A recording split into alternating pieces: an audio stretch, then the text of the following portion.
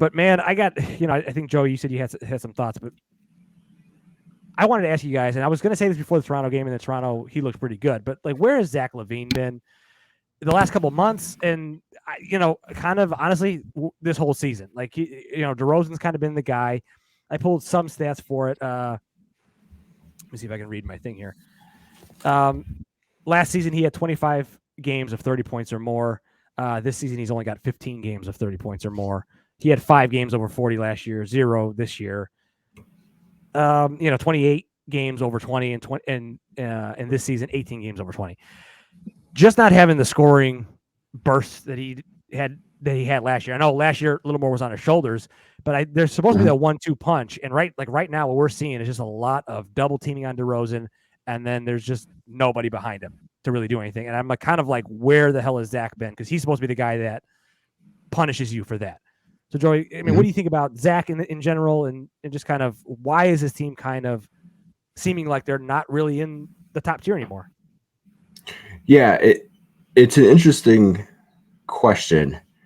And, looking at his stat line just year over year, last year, obviously, he had to carry significant more of the load just based on the way the team was constructed. The thing that I've seen kind of like, you're saying, like, if DeMar's getting double teamed or has an off night, like he's supposed to be the outlet or the one who like releases that pressure. And it seems like Zach and DeMar start the game, right? And then DeMar usually goes out first, Billy subs him out, and then Zach goes out at the end of the first quarter, like that last minute, and DeMar comes back in, and then he plays through into the second quarter, and they kind of like switch. But there never seems to be like this rotation that where like if shit starts to hit the fan, that like they both come right back in the game. And I feel like that maybe is kind of that like giving off that impression of where are these two when you need them most. Like we see them to start the game, and then we see them at the end of the game, 6 minutes, 8 minutes left in the fourth quarter. They both are on the floor together. I think there's also too is when other teams are going on these runs, DeMar and Zach are both kind of defensive liabilities. Yeah. And it's kind of like, do I go and try and match the offense, or do I try and, put in a Caruso and an Io and try and go smaller, or try and put better defenders in there to try and slow down the onslaught that is happening to us right now? I mean, it happened yesterday, right? I mean, the Bucks went on that big run at the end of the first quarter into the second quarter. And you had Io out there, you had Caruso and Javonte Green. Caruso was guarding Giannis a few times down the floor, and it was kind of like, where's Zach? Like, get him back in there and do something. There also seems to be this thing, and you guys know this, and everybody listens to this knows I'm probably the biggest Zach homer of a few people you might talk to.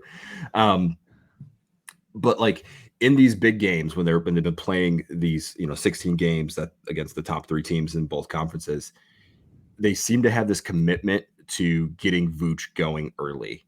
Yeah. And nobody else can seem to get him into his rhythm other than Zach.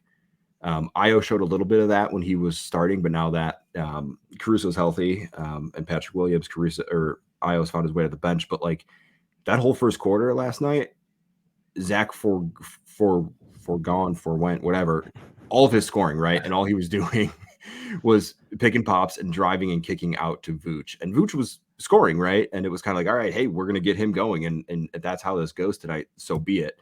But as soon as that fell off, it was kind of like, hey, his rhythm was gone, or it never got started. And then he's just not able to recover.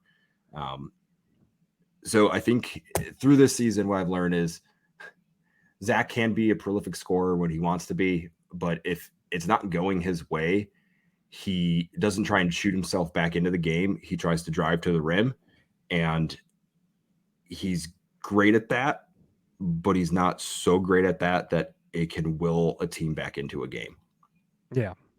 Chris, what do you think has been Zach's issue, his issue? What do you think has been the issue with the Bulls? Yeah, Zach's always kind of been this guy. Like, remember last year when Vooch came onto the team, and like he couldn't really develop a pick and roll with Vooch, and it felt like why can't he mesh with him well enough? Yeah. Kobe White was looking great with Vooch in the pick and roll. Why can't Zach? And now like there's this just missing piece with Zach Lavine where like what Joey is talking about when DeMar comes out, you're expecting Zach to kind of step up a little bit and maybe carry some of that load, but we're just not seeing it at the level that we would expect. And I don't know. I'm not. This Bulls team is kind of like turning into what I was.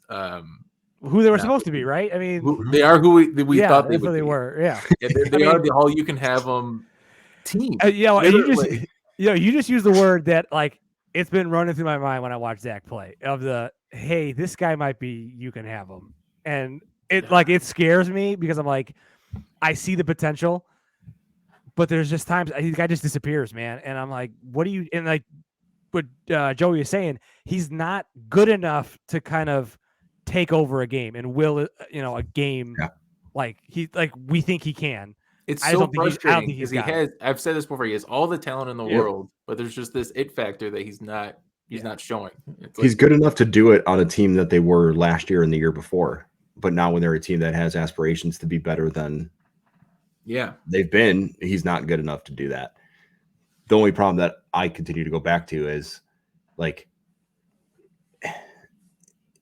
you guys asked, I think the pod I wasn't on, like, is he a max player? But like, if you don't have him, who do you have?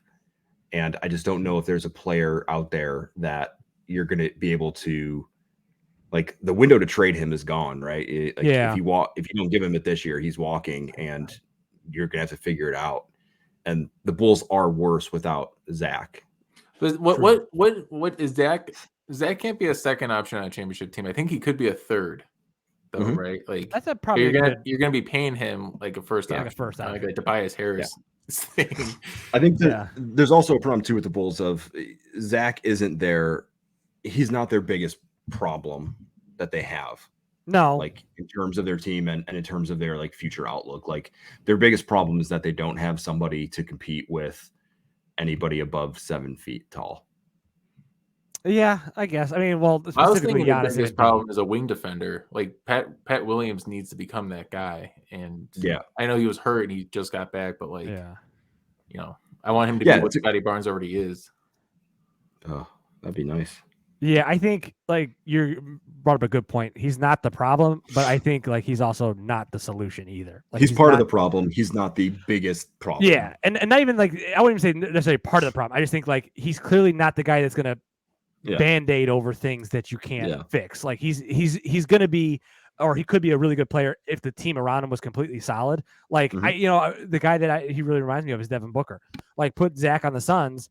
I think it's a very similar situation with that team is so good as a unit, and they got every piece. They got Bridges, they got Ayton and everything like that. Everything's solved for Booker. You put Booker on this Bulls team, I don't think they're any better than Lavine. You know what I mean? Yeah. So but Booker's maybe getting a little more praise right now that he's really good, and it's like I don't know. I think that he's kind of in that Beal, John Wall kind of. Would you? So Joe, you mentioned that the